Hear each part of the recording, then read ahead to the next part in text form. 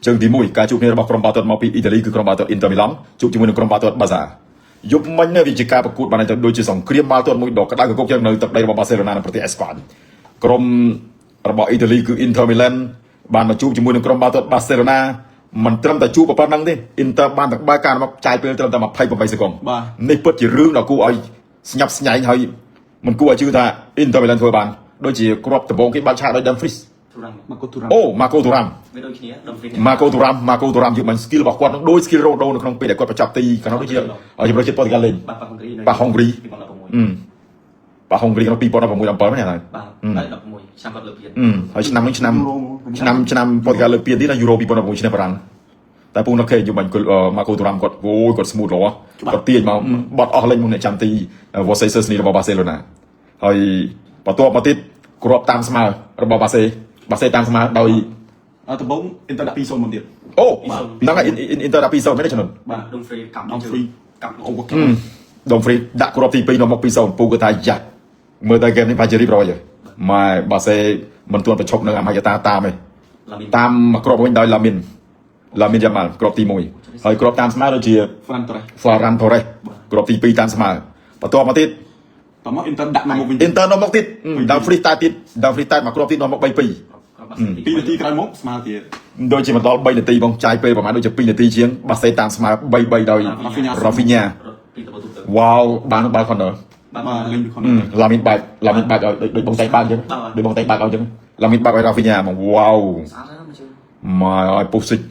វ៉ូ3ស្មើប៉ុណ្ណឹងគឺមិនទាន់ចប់ឲ្យពូជាមានការប្រកួតជាមួយដូច final game ដូចលើកពានអញ្ចឹងវាល្អមើលពេក Inter ទទួលស្គាល់ថា Inter តាមទីមួយ Inter លេងទេ Inter ទុកតែការទុករបស់ Inter មានគុណភាពគេហៅថាបែប4 counter attack អានោះគឺ contact content តែក្រោយទៅពី45នាទីចប់ទៅតាំងទី2 Inter ដូរគុកបានន័យថា Inter ក៏ដូរដាក់សុបសាប់ចូល Inter លេងវិញហ្មងតែ ប៊ីឡាប់របស់នេះប៊ីឡាប់របស់បាសេយំខ្ញុំបាសេដាច់ខាតយំខ្ញុំគឺចង់បានគ្រាប់ជាជំនះដើម្បីជាទំនុកចិត្តដើម្បីបកទៅលេងជើងទី2នៅសប្តាហ៍ក្រោយប៉ុន្តែយំមិញអ្នកទូទាការប្រកួតបាទជាពិសេសគឺពូគាត់ថាយំមិញការប្រកួតនេះអាចស្មើមែនហើយពូរងយំមិញពូរងគេតមកគ្រាប់ទឹកលុយពេញអូយំមិញឲ្យពូសរសើរ Lamine Yamal អាក្មេងនេះទៀតវាល្អខ្លាំងណាស់អូយក៏ទៅយុវជនរបស់ La Mesa នេះគុណភាពមកទាំងអស់ហ្មងនេះដូចជាអាប៉ូគូបាស៊ីអាកាវីអាពេត្រីជាពិសេសអាឡាមីននឹងហ្មងបាទភាពបត់បែនចលនាហើយយុគមិញ2នាក់អត់បិទជាប់ទេ2នាក់មិនអាចប្រឈប់ឡាមីនបានទេ3 4ពេលខ្លះអាចដល់5ទៀតបាទមកទាំងអស់ពេលខ្លះម៉ែឲ្យចូល2 cover 2ពីក្រោយវាល្អពេកឡាមីនល្អណាស់ល្អខ្លាំងណាស់យុគមិញឡាមីនល្អណាស់ហើយលេងរ៉ូលស៊ីដូចមេស៊ីទៀតអូដូចពូនិយាយចឹងដូចការប៉ះម៉ាឌ្រីតចឹង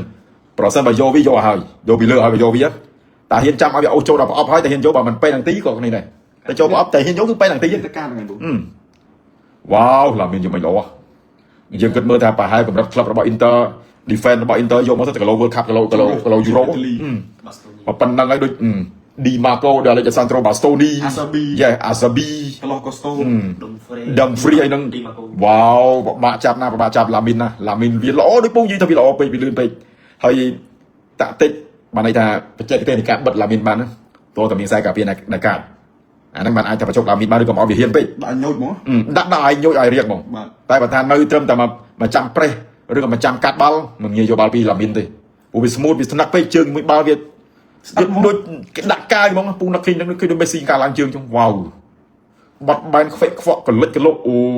យយុមិញពូនិយាយមែនញាក់សាច់ហ្មងខ្ញុំឈឹមពីលើកជើងទី1យុមិញល្អមើលខ្លាំងណាស់